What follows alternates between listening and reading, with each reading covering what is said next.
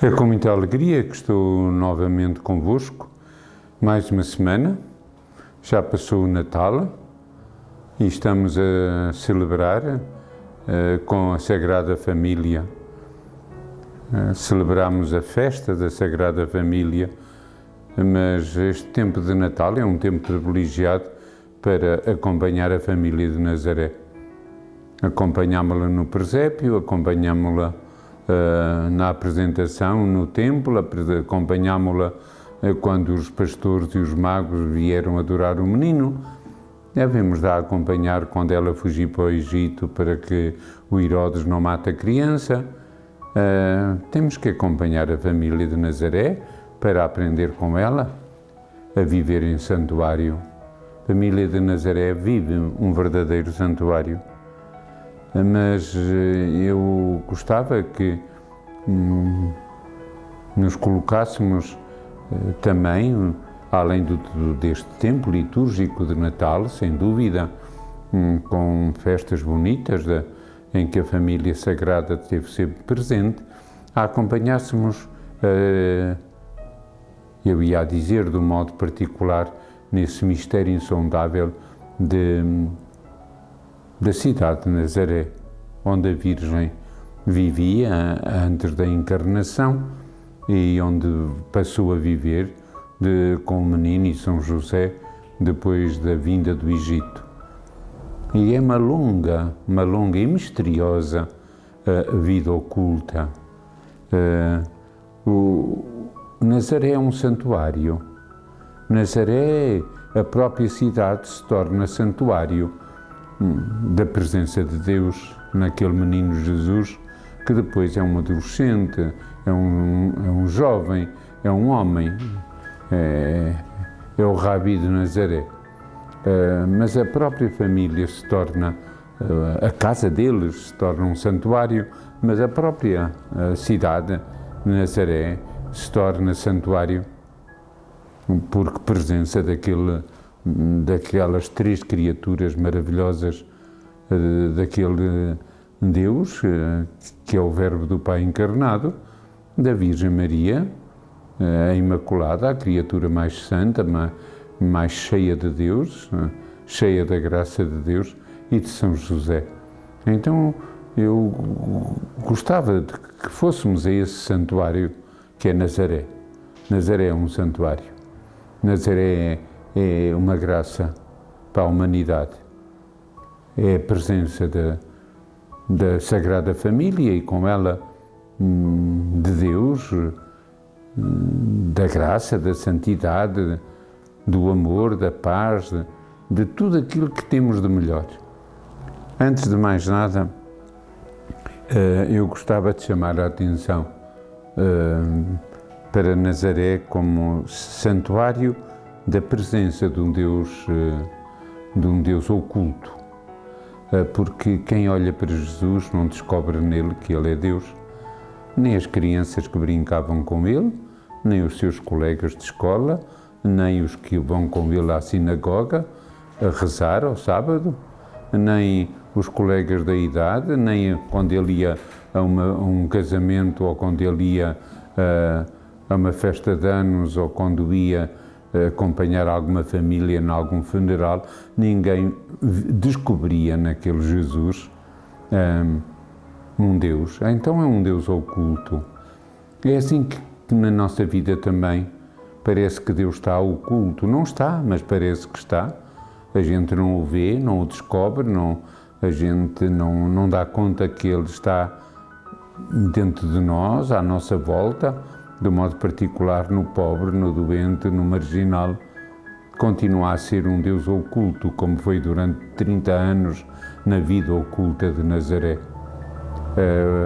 Não é um Deus que começa logo a fazer milagres, não é um Deus que começa logo a pregar, não é um Deus que tem um rosto brilhante como na Transfiguração, nem umas vestes mais brilhantes que o sol. Não é. É um Deus oculto, um Deus escondido, um Deus que se revela no silêncio, no recolhimento, na humildade, de um carpinteiro e antes disso de uma criança, de um jovem, por aí fora na caminhada da sua vida. Eu gosto muito de ir a Nazaré para descobrir este Deus oculto, porque Ele também para nós às vezes se torna assim um Deus oculto, um Deus desconhecido, um Deus que não se faz sentir às vezes nem sequer na nossa oração, um Deus que a gente continua a descobrir só na fé, mesmo na sua presença na Eucaristia, um Deus oculto. A Eucaristia tem muito de Nazaré no escondimento, na humildade, na pobreza de um pedaço de pão, de milhões de sacrários onde está o Omnipotente, mas parece tão frágil, tão oculto, tão escondido, Que maravilha! Descobri-lo assim é uma maneira de fortalecer a nossa fé e vivermos com entusiasmo. Perceber este Deus oculto é perceber que a maneira de Deus vir ao nosso encontro não vem num triunfalismo, não vem de uma maneira ostensiva, não é um Deus que está na ribalta para atrair as atenções e as palmas. É um Deus simples e pequenino e depois um Deus carpinteiro. O Rabi é o carpinteiro de Nazaré. Não é ele o filho de José, diziam as pessoas. Pior ainda é que daquela terra de má fama, de Nazaré pode vir coisa boa. E de Nazaré veio ele, o Deus verdadeiro. Que mistério tão grande! Por que escolher Nazaré, uma terra daquelas? Porque Deus é assim, escolhe pela humildade, pela pequenez, não quer ser aclamado rei, diz-lhes na vida pública, como também não tem pejo de se ajoelhar a lavar os pés aos discípulos mais tarde na ceia do cenáculo. É um Deus que se revela assim no escondimento, na humildade, tudo um projeto dessa encarnação que foi em Nazaré, no seio da Virgem Maria, pela graça e poder do Espírito Santo. Por outro lado, perceber que em Nazaré temos o Verbo do Pai feito carne, o Omnipotente, aquele que tudo sabe, o Omnisciente, o Senhor do céu e da terra, o Rei dos reis e o Senhor dos senhores está ali, mas oculto e humilde, está ali a trabalhar de carpinteiro, martelo, pregos, tábuas, e lá ia trabalhando com São José, e parece que depois da morte de São José continuou nesta labuta, homem de trabalho, de mãos calejadas, trabalho duro, mas está ali o nosso Deus, simples, escondido, numa terra de má fama, numa terra que não tem grande reputação, e foi essa que a Trindade escolheu para o Verbo viver, como escolheu para ele encarnar no seio da Virgem. Depois ir a Nazaré também contemplar o mistério da Senhora, a mãe dele, cheia de graça. Quem diria que aquela mulher era cheia de graça? As pessoas da terra haviam de reparar que ela era uma mulher digna, uma mulher orante, uma mulher no seu modo de estar, de falar, de vestir, profundamente aciada, numa vida simples e módica, num trabalho de dona de casa, no pão que se faz, na louça que se lava, na roupa que se cuida, sempre a Senhora ali de uma maneira tão modesta e tão simples. Depois vai ser elevada ao céu na Assunção. Depois vai ser coroada Rainha do céu e da terra Mas em Nazaré, na vida oculta, na vida da Sagrada Família, ela é a mulher do carpinteiro, a mãe daquela criança. Nunca foi a Senhora Dona Maria, nunca teve criadas para servir, uma vida módica e simples e pobre e modesta, num trabalho de dona de casa, numa rotina diária, como tantas mães e tantas mulheres no mundo de hoje. É maravilhoso olhar para ela, para aprender a saborear o tempo, a vida, o trabalho, o valor divino do humano. O valor divino do humano. Nossa Senhora apresenta-nos essa faceta de uma maneira maravilhosa, o valor divino do humano.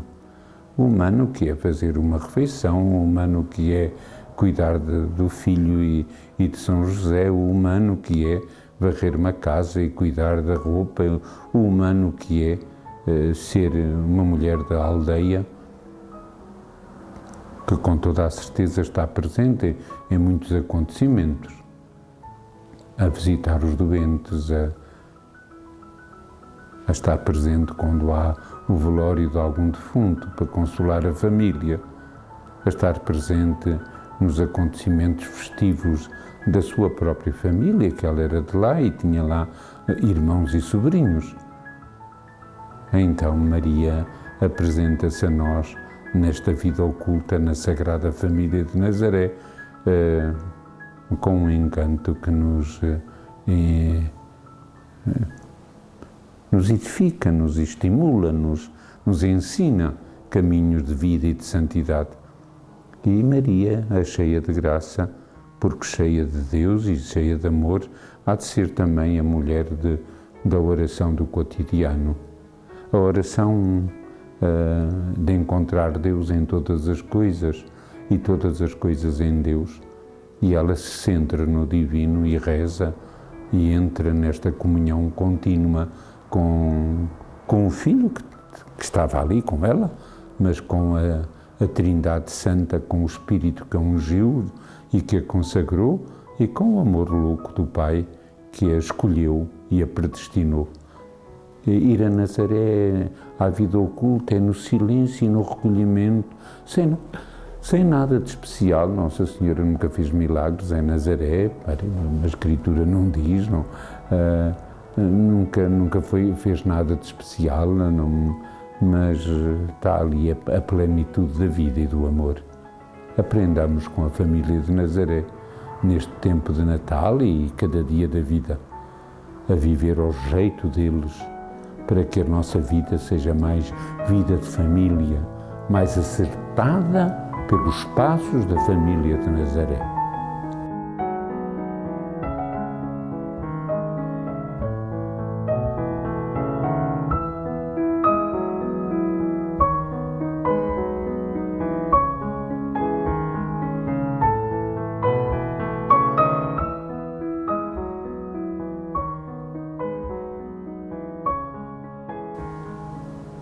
Falta-nos, em Nazaré, olhar um bocadinho para São José.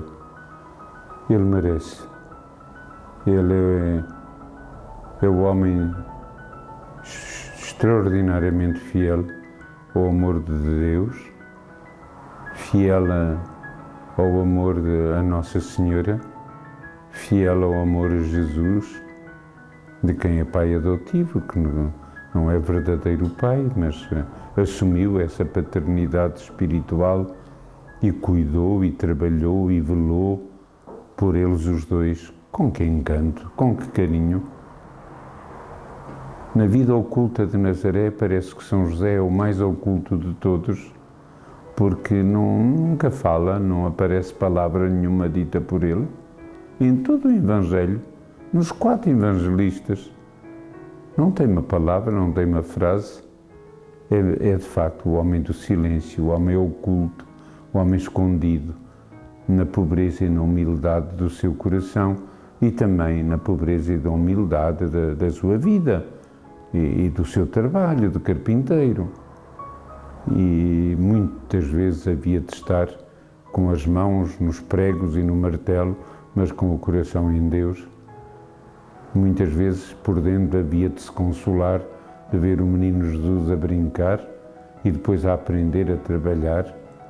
Muitas vezes na vida da família, quanta consolação silenciosa no coração de José, ao pensar que estava ali Deus com ele, à mesa, na refeição, como estava quando rezavam juntos os três, ou quando José ia à sinagoga e o menino começou a ir com ele, ou quando foram ao templo nos 12 anos e a aflição de o terem perdido. Então é o homem da virtude, o homem da santidade, o homem do silêncio, o homem que não pensa em si, mas nos outros, o homem que se dá a Nossa Senhora e ao menino. E devia ser um bom homem lá em Nazaré, considerado pela sua virtude, pela sua dignidade, pela maneira de falar, pela maneira de ajudar, pela maneira de ser, se calhar, sem dúvida, um bom carpinteiro e um bom artista a fazer obras bonitas que os clientes iam comprando e encomendando, mas tudo numa simplicidade, num escondimento, não com ganância de dinheiro, com esta idolatria que anda por aí no coração de tanta gente, mas de uma maneira modesta, simples, pobre, sempre o mesmo José. Temos que ir a Nazaré aprender com ele. Foi bom o Papa Francisco nos ter mandado que novamente São José voltasse a ser citado em todas as missas, logo a seguir a Nossa Senhora no cânone. Parece que teve uns anos mais esquecido. É bom confiar em José. Ele cuidará de nós como cuidou de Nossa Senhora e cuidou do menino. Ele cuidará das nossas famílias. Ele é o padroeiro da Igreja, ele é o padroeiro da boa morte. O que teria sido a morte de São José, com a presença de Maria e de Jesus a ajudá-lo, pelo menos a rezar e a morrer. Um homem extraordinário, um santo,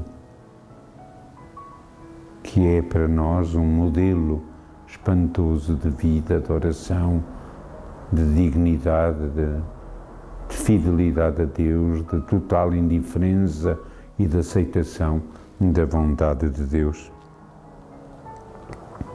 E tudo isto vivido numa terra que tem má fama, e tudo isto vivido de uma maneira simples, oculta, humilde, escondida, nada de especial, mas tudo grandioso, porque quanto mais humildade, maior grandeza, quanto mais escondimento, maior grandeza, quanto mais simplicidade, maior grandeza. E a família de Nazaré vive assim. Então, celebrar Nazaré, o santuário de Nazaré, Nazaré como terra, Nazaré como casa da Sagrada Família, Nazaré no coração de cada uma das três pessoas, do menino, que é Deus, de Maria, cheia de graça, e do José, o santo, fiel. Então encontramos este mistério de um Deus que escolhe a simplicidade, de um Deus que escolhe, quase como atrevi a dizer, a desgraça de uma terra de má fama. Não escolheu grandezas, nem ostentação. Não escolheu que o menino tivesse como pai um sacerdote do templo, mas um simples carpinteiro de Nazaré. As escolhas de Deus nos deviam de interrogar sempre. Porquê esta maravilha? No silêncio é que Deus se revela. Ele não se revela no barulho, na algazarra, no stress. E o mundo de hoje anda muito estressado, muito barulhento, com muita algazarra de tudo, desde os discursos políticos, desde as mentiras da comunicação social, desde a algazarra de festa ou da música, mas Deus revela-se no silêncio dos corações. Deus escolhe, diz São Paulo, o que é vil e desprezível aos olhos do mundo. E Nazaré, e aquela família que lá estava, desprezível aos olhos do mundo, nada de especial, mas foi a escolha predileta de Deus. E por isso Deus se torna presente até naquilo que tem má fama. Se revela a grandeza de uma família, a mais santa de todas as famílias do mundo. Revela-se o mistério de um Deus escondido e o mistério da cheia de graça, a Imaculada Conceição, e o mistério de um homem chamado José. Que maravilha! Pensar em Nazaré e na Sagrada Família é pensar numa família unida. Unida, os três um só. Os três um só coração, uma só alma. Unida por afeto, unida por sentimentos, unida por pensamento, unida num projeto de oração, unida, sempre unida. Não podemos imaginar Nossa Senhora com São José a criticar do menino, ou Maria com o menino a criticar de São José. A família onde não há crítica, onde não há divisão, onde não há contenda, onde há uma unidade perfeita de corações e de vidas, porque se amam, porque têm Deus com eles. Então a família de Nazaré é modelo para a unidade das nossas famílias. Famílias hoje estão desavindas, a violência doméstica cada vez mais assanhada, criminosa, tantas mortes devido à violência doméstica. Famílias que estão separadas, famílias que os irmãos não se amam, nem se falam por causa de uma herança ou de umas partilhas, famílias em que há tanta morte na própria família. O pai mata o filho mata o pai, o marido mata a mulher mata o marido. Que famílias temos hoje por esse mundo fora? Precisamos de voltar a olhar a família de Nazaré e a aprender esta maneira de viver unida e a família viver em comunhão. Comunhão que nasce do amor, não comunhão só o prazer, o dinheiro, a abundância dos dons e dos bens nem sempre dá comunhão. Mas a comunhão de coração, onde há bondade, onde há ternura, onde há carinho, onde há respeito por Deus e pela sua lei divina, então a família vive esta unidade e esta comunhão como alguma coisa de extraordinário. Gosto sempre de acentuar na família de Nazaré, na família de oração. E cuido que é o que falta muito às famílias de hoje. As famílias não rezam, têm tempo para tudo. Tempo para televisão, tempo para trabalho, tempo para futebol, tempo para passear, tempo para ir ao ginásio, tempo para tudo, mas menos para rezar. E as famílias deviam juntar-se a rezar. Devia de haver momentos de oração diários, antes de uma refeição, no fim de uma refeição. De qualquer maneira, cada família há de buscar o melhor modo de estar em oração, como a família de Nazaré. Família onde tudo é partilhado, porque se amam loucamente os três, porque cada um deles parece que tem um desafio à sua frente, a amar mais os outros dois, e cada um vive este desafio maravilhoso do amor, que a presença da família de Nazaré e a celebração da sua festa que celebramos há tão pouco, seja para nós motivo e estímulo a ser família e a amar como família. Para que assim seja, eu vos vou dar a benção em nome de Deus, para que, sobretudo para as famílias que estão desunidas, para as famílias onde há mais sofrimento, para as famílias onde há mais fome, menos dinheiro, menos emprego, menos amor, que sejam abençoadas e que tomem um caminho novo. Que a benção de Deus Todo-Poderoso, Pai, Filho e Espírito Santo, desça sobre vós e convosco permaneça para sempre. Amém.